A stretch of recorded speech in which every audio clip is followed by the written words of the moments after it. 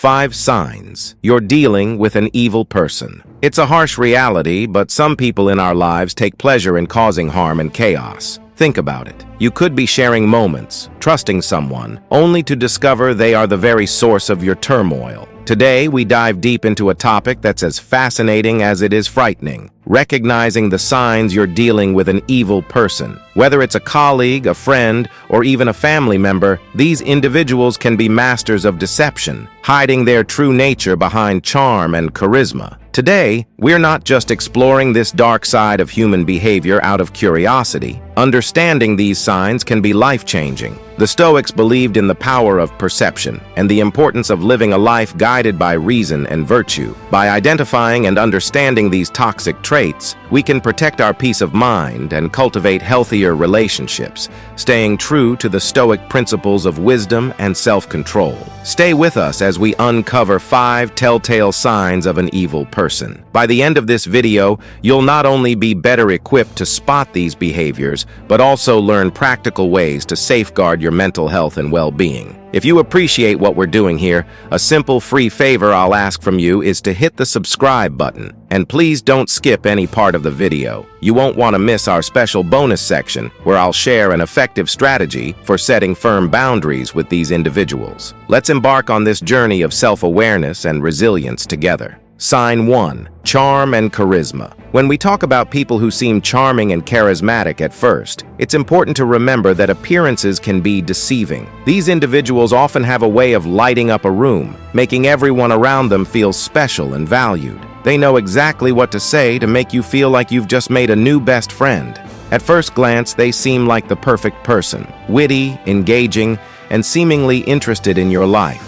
It's easy to get swept up in their charm, thinking you found someone truly special. However, the Stoics teach us to look beyond the surface and seek the truth through rational thought and observation. Over time, you might start to notice little cracks in their facade. Maybe they always need to be the center of attention, overshadowing others in social settings. They might talk over you, interrupt you, or even subtly put you down in front of others. These aren't just quirks or signs of an extroverted personality. They're red flags. The Stoics would advise us to observe these behaviors with a clear mind, unclouded by the initial excitement of their charisma. Imagine being at a party where this person is the life of the event, telling jokes and captivating the crowd. At first, it feels great to be in their orbit, but as the evening progresses, you realize they're dominating every conversation, making everything about themselves. When you try to share something about your life, they quickly redirect the topic back to them.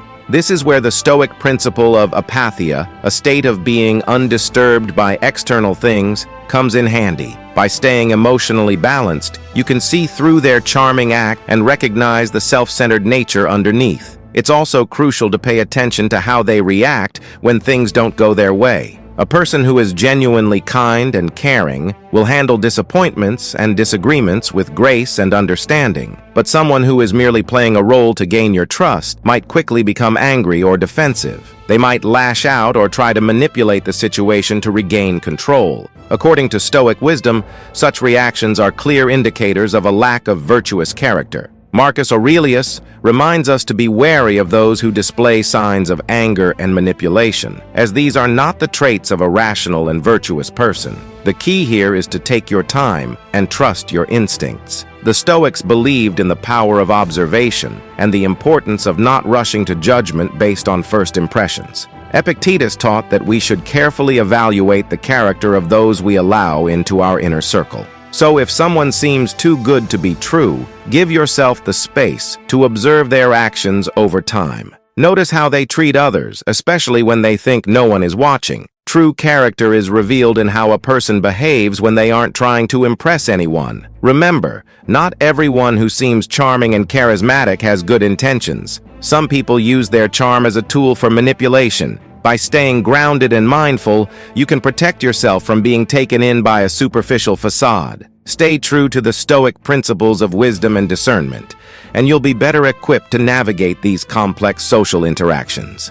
Sign 2. Lack of empathy. Another crucial sign to watch out for is a lack of empathy. Empathy is the ability to understand and share the feelings of others. It's what allows us to connect deeply with those around us, to offer support when it's needed, and to create meaningful relationships. However, there are individuals out there who seem to completely lack this essential human trait. They don't care about how their actions or words affect others, and this can have a devastating impact on those around them. The Stoics believed in the importance of compassion and understanding as fundamental virtues. Marcus Aurelius often spoke about the interconnectedness of humanity and the need to consider the well-being of others as part of our own well-being. So, when we encounter someone who shows a blatant disregard for the feelings of others, it's a serious red flag. Imagine you're sharing something deeply personal with a friend, hoping for some comfort or understanding. Instead of showing any genuine concern, they brush off your feelings or even mock your vulnerability. This lack of empathy can make you feel isolated and misunderstood. It's not just about them not being there for you in tough times. It's also about them failing to share in your joy or celebrate your successes. A person who lacks empathy won't cheer for your achievements. They might even undermine them or take credit themselves. This behavior is not just limited to personal relationship. Consider a boss who pushes their employees to the brink, showing no concern for their well-being. They might demand long hours without fair compensation, ignore requests for time off, or publicly criticize employees in a way that's meant to humiliate rather than constructively guide. This creates a toxic work environment where people feel undervalued and stressed. The Stoics would advise us to maintain our inner peace and integrity in such situations, recognizing that the lack of empathy in others is a reflection of their character, not ours. Furthermore, a lack of empathy can lead to more sinister behaviors. People who cannot empathize with others may engage in actions that are outright cruel or without any sense of guilt or remorse. They might lie, cheat, or even inflict physical harm without a second thought about the pain they're causing. The Stoic philosopher Seneca emphasized the importance of kindness and justice, teaching that our actions should always reflect our inner virtue. When someone lacks empathy, they're fundamentally disconnected from these values. A lack of empathy is also evident in smaller, everyday interactions. For example, you might notice that someone constantly interrupts conversations to talk about themselves, shows little interest in what others have to say, or fails to offer help when it's clearly needed. These might seem like minor annoyances at first, but they add up to a pattern of behavior that reveals a deeper issue. The Stoics would remind us to be observant and discerning, understanding that these small signs are indicative of a person's true character. If you find yourself dealing with someone who consistently lacks empathy, it's important to set boundaries to protect your own mental and emotional health. The Stoics believed in the importance of maintaining our own well-being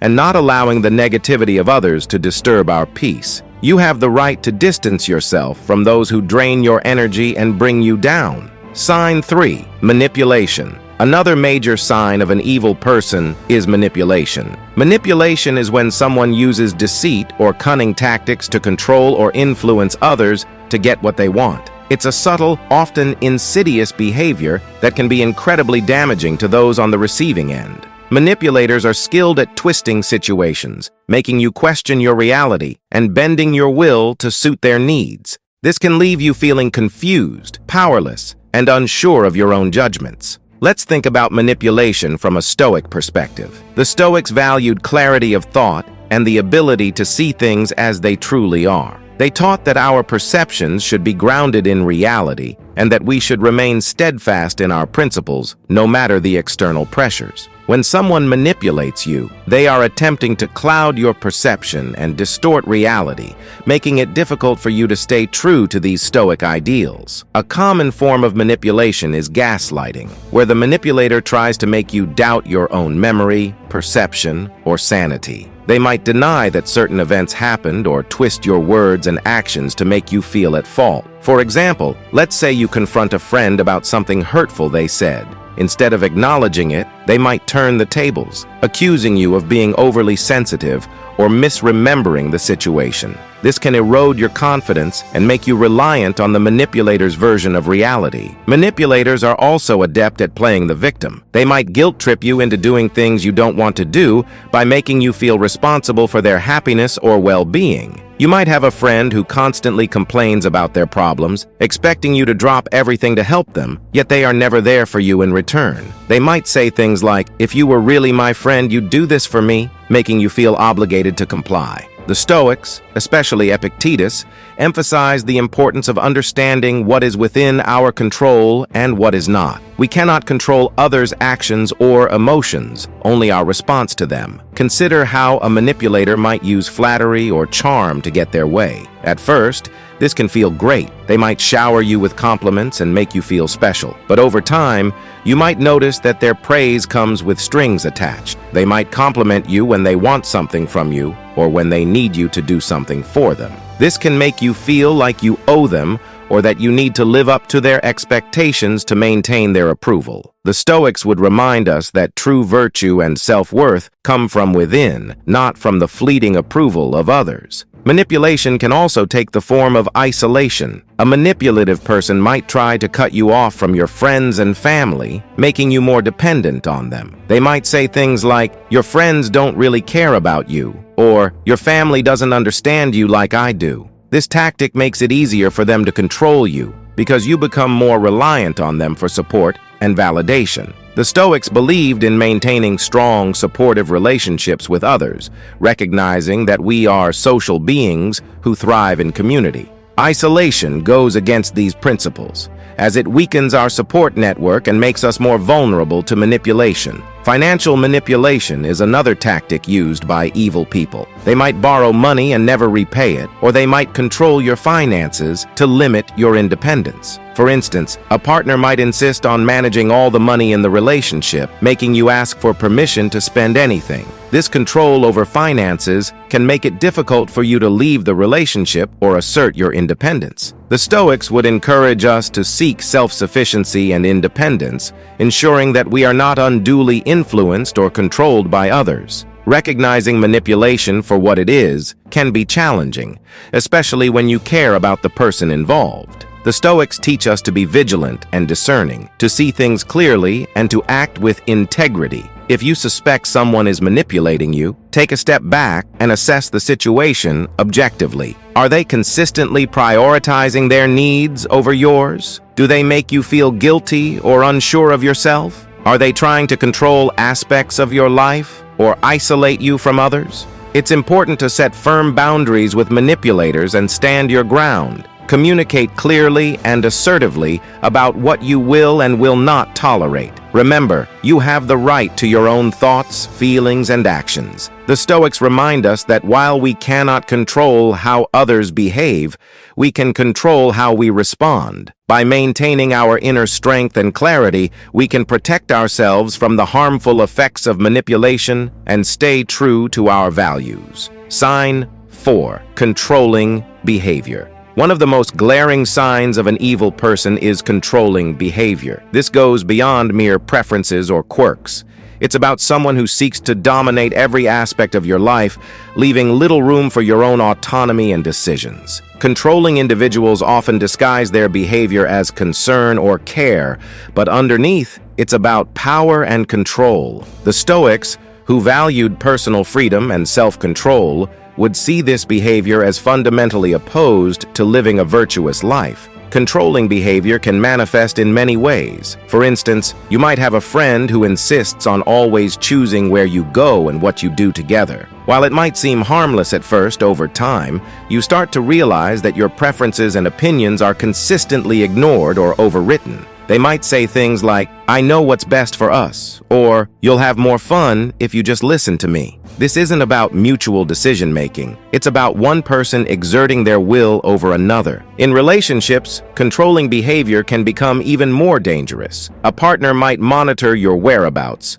demand constant updates on your activities, and even dictate who you can and cannot see. They might go through your phone, check your messages, or insist on knowing all your passwords. This kind of surveillance and micromanagement can make you feel trapped and anxious, constantly walking on eggshells to avoid conflict. The Stoics, particularly Epictetus, emphasized the importance of maintaining your own inner freedom and autonomy, regardless of external pressures. Control can also come in the form of financial manipulation. A controlling partner or family member might take charge of all financial decisions, doling out money as they see fit and keeping you financially dependent on them.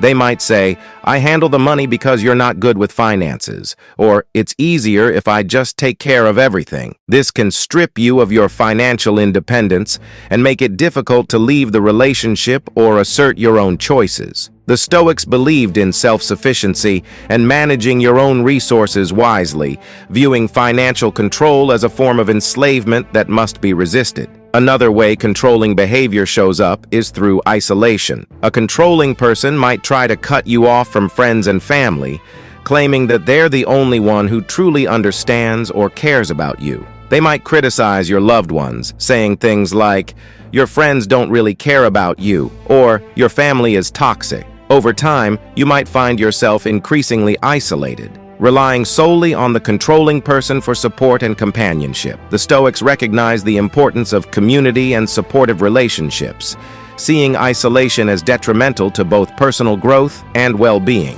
Controlling individuals also often use threats and intimidation to maintain their power. They might threaten to leave you, harm themselves, or even hurt you if you don't comply with their demands. This creates an environment of fear and anxiety, making it difficult to think clearly or make decisions that are best for you. The Stoics, especially Seneca, taught that we should face our fears and not allow others to intimidate us into submission. True courage and wisdom lie in standing firm against such threats and reclaiming our own power. It's important to understand that controlling behavior is about more than just wanting things done a certain way. It's about fundamentally undermining your ability to make your own choices and live your own life. The Stoics would advise us to recognize these behaviors for what they are, an attack on our autonomy and a violation of our personal freedom. By staying true to our values and maintaining our inner strength, we can resist the influence of controlling individuals and reclaim our right to live freely. If you find yourself dealing with someone who exhibits controlling behavior, it's crucial to set firm boundaries and assert your independence. Communicate clearly about your needs and limits, and don't be afraid to seek support from others who understand your situation. Remember, the Stoics teach us that we cannot control others, but we can control our own reactions and decisions. By staying grounded in our principles and valuing our own autonomy, we can protect ourselves from the harmful effects of controlling behavior and live more authentic, fulfilling lives. Sign 5. Pathological lying. Another unmistakable sign of an evil person is pathological lying. This goes beyond the occasional white lie that most people tell. Pathological liars deceive constantly, often without any apparent reason. They fabricate stories, manipulate facts, and distort reality to suit their own needs or to gain an advantage over others. This behavior can be incredibly damaging to relationships, eroding trust and creating a web of deceit that's difficult to untangle. The Stoics valued truth and integrity above all else. They believed that a virtuous life was grounded in honesty, and that deceit was a fundamental betrayal of one's character. Marcus Aurelius emphasized living in accordance with nature, which means aligning our actions with truth and reason. When someone lies pathologically, they are living in direct opposition to these principles, creating a false reality that benefits only themselves. Pathological lying can take many forms. It might start with small, seemingly harmless lies, like embellishing a story to make themselves look better or more interesting. Over time, these lies can escalate, covering up mistakes or wrongdoings and manipulating others to achieve their goals. A pathological liar might claim to have accomplished things they haven't, falsely take credit for others' work, or make up stories about their past to gain sympathy or admiration. This constant dishonesty creates a distorted view of reality where you can never be sure what's true and what's fabricated. Setting boundaries. When it comes to setting boundaries, clarity is key. You need to be specific about what behaviors you will not tolerate and communicate this clearly and assertively. For example, if you have a friend who frequently belittles you or puts you down, you might say, "I appreciate our friendship, but I won't tolerate being spoken to in a disrespectful manner. If this continues, I will have to distance myself." This approach is direct and leaves no room for misinterpretation. According to Stoic principles, this kind of clear communication helps maintain order and respect in relationships. Another important aspect of setting boundaries is consistency. It's not enough to state your boundaries once and expect others to adhere to them without reminders. You must consistently enforce your boundaries, even when it's uncomfortable or difficult. The Stoics, particularly Epictetus, emphasize the importance of discipline and perseverance. By consistently upholding your boundaries, you demonstrate self-respect and teach others how to treat you. If someone repeatedly crosses your boundaries, it's a clear sign that they do not respect you or your limits, and it may be necessary to reassess the relationship. It's also important to remember that setting boundaries is not a one-time event, but an ongoing process. As relationships evolve, your boundaries may need to be adjusted. For instance, in a work environment, you might need to set boundaries around your availability and workload to prevent burnout. You could say to a colleague or supervisor, "I am happy to help with this project, but I cannot take on additional tasks beyond my current responsibilities." The Stoics would advise us to balance our duties and not overextend ourselves to the detriment of our well-being. Remember that setting boundaries is a form of self-respect and self-love. It's about recognizing your own value and refusing to allow others to diminish it. The Stoics teach us that our worth is not determined by external factors, but by our own actions and integrity. By setting and maintaining boundaries, you are living in accordance with these principles and fostering a life of peace, virtue, and resilience. Remember, your peace and integrity are worth protecting, no matter who tries to undermine them. Setting boundaries is not just a defense mechanism. It's a declaration of your self-worth and commitment to living a virtuous life. Thank you for joining me today and being a part of Stoic Journal. If you found this helpful, make sure to check out one of the suggested videos on the screen for more insights. Stay strong, stay wise, and keep living your truth.